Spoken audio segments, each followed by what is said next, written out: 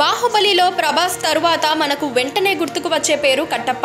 ఈ పేరుతో పాటు ఓ ప్రశ్న కూడా జనం నోళ్లల్లో నానుతూ వచ్చింది. అదే కట్టప్ప ఎందుకు బాహుబలిని చంపాడు అని. ఈ క్వశ్చన్కు ఆన్సర్ దొరుకుతుందని 2 ఏళ్ల పాటు కట్టప్ప నామస్మరణతోనే ప్రపంచమంతా ఎదురు చూసింది.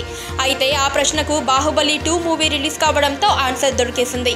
మాహిష్మతి సామ్రాజ్య రాజమాత శివగామిదేవి చంపమన్నందుకే కట్టప్ప బాహుబలిని చంపేస్తాడు. అంటే శివగామి ఆదేశిస్తే కట్టప్ప ఎలాంటి పని చేయడానికైనా సిద్ధంగా ఉంటాడు.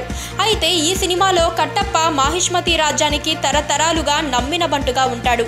శివగామిదేవి చిన్న కనుసైగ చేస్తే చిత్తం తల్లి అంటూ తన కర్తవ్యాన్ని నిర్వర్తిస్తాడు కట్టప్ప.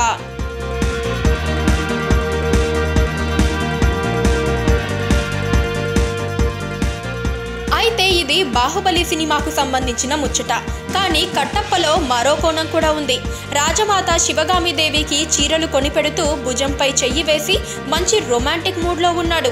ఈ సీన్ చూస్తే అదేంటి కట్టప్పలో ఈ యాంగిల్ కూడా ఉందా అనే సందేహం రాకమానదు.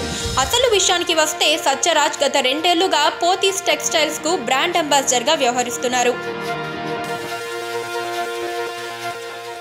అయితే బాహుబలి సినిమా వల్ల కట్టప్ప శివగామి క్యారెక్టర్లకు ప్రపంచవ్యాప్తంగా మంచి పాపులారిటీ రావడంతో ఈ క్యారెక్టర్స్నే భార్యాభర్తలుగా చూపిస్తూ బాహుబలి స్టైల్ కాస్ట్యూమ్స్తో ఓ యాడ్ను రిలీజ్ చేశారు.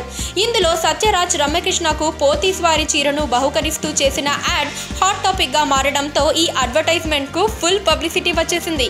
మరి ఈ యాడ్పై మీరు ఓ లుక్ వేయండి.